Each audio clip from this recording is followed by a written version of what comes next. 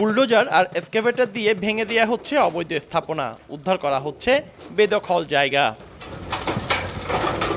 চট্টগ্রামের উত্তর হালিশহর থেকে উত্তর কাট্টলী পর্যন্ত পানি উন্নয়ন বোর্ডের মালিকানাধীন লিংক রোডের দুই পাশে গড়ে ওঠা 40 একরের বেশি জায়গা এতদিন দখল করেছিলেন সাবেক মেয়র মঞ্জুর আলম, সাবেক সংসদ সদস্য দিদারুল আলম সহ আওয়ামী লীগ সরকারের দাপুটে নেতা এবং বিভিন্ন শিল্প গ্রুপ।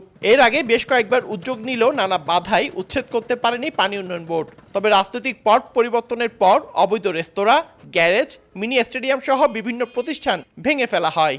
40 একর জায়গার টার্গেট নিয়েছি আমরা 3 দিনের মধ্যে। আর এটার মধ্যে আমরা দেখলাম যে মিনি স্টেডিয়ামটা রয়েছে। 3 দিন কর্মসূচির প্রথম দিনে রোববার সকালে জেলা প্রশাসন, পুলিশ ও সেনাবাহিনী সদস্যদের নিয়ে এই উচ্ছেদ অভিযান পরিচালনা করা হয়।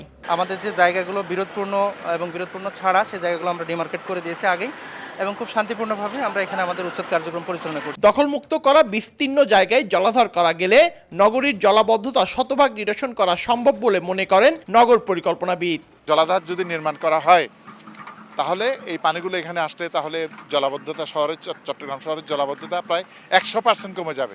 দখলমুক্ত জায়গা কাঁটাতার দিয়ে ঘিরে ফেলে পানি উন্নয়ন বোর্ড, যাতে নতুন করে কেউ দখল করতে না পারে। পার্থপ্রতিম বিশ্বাস, সময় সংবাদ, চট্টগ্রাম।